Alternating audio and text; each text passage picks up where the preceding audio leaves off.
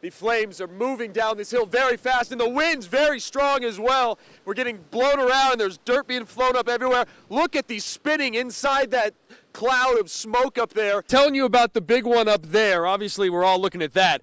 But the embers are the big problem, and that's why everybody down below can be in danger. We got another fire that's much closer now. It's just burned into these hills, which is actually near where those fire crews are. I'm Joe Buttitta. Thanks for joining us here on News Channel 3 Midday. The alleged gunman in Saturday's anti-Semitic attack at a Pittsburgh synagogue appeared in court this morning as more funerals for the victims are underway. Another big story we're following is Southern California Edison now admitting responsibility for playing a role in sparking the massive Thomas fire from last year. In a statement that was released yesterday, the utility company said that their equipment started at least one part of the fire in Santa Paula. President Trump is ramping up his rhetoric against undocumented immigrants as we get closer to next Tuesday's midterm election. Trump now says that he is prepared to deploy as many as 15,000 troops to the U.S.-Mexico border. If the Dodgers can come back and win this series, it wouldn't be the first time. In 1955, 65, and 81, they also trailed 2-0 and came back to win the World Series. Let's hope they can get off on the right foot and start that tonight. Reporting at Dodger Stadium, Joe Buttitta, back to you.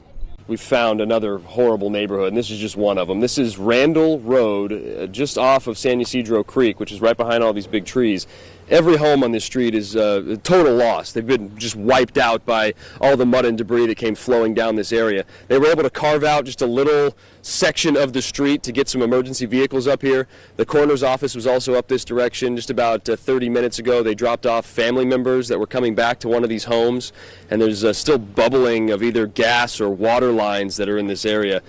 You can still hear the gas line, though, every once in a while. It gives like a whoosh sound as the fire finally makes it down to some of those pipes. This is just off the avenue in Ventura. If you know the area, it's off of Highway 33. You get off at Stanley, and then you kind of weave your way through a neighborhood. Firefighters did a great job stopping this from spreading any further than from the hospital, although this hospital is a complete loss. Look at that huge fire NATO up on the hill slope there. I do want to tell you, we are far enough away right now. We have our car parked and ready to go just in case we have to.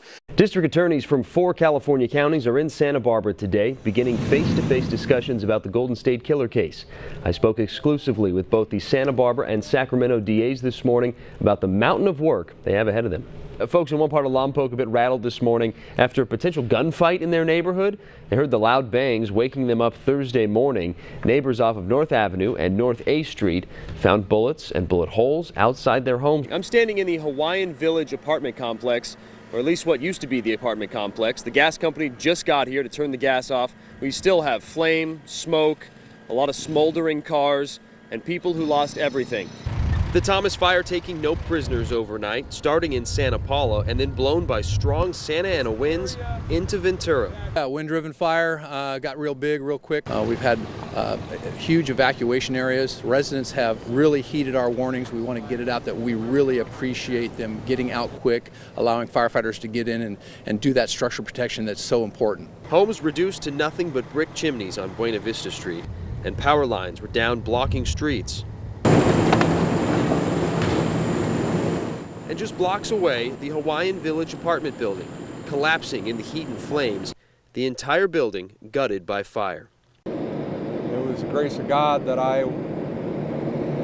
got out in time. I heard my neighbor above me, almost sounded like he fell to the floor, and it kind of woke me up. I hope everybody got out. I don't know. I've been looking around to see if I see any of my neighbors here.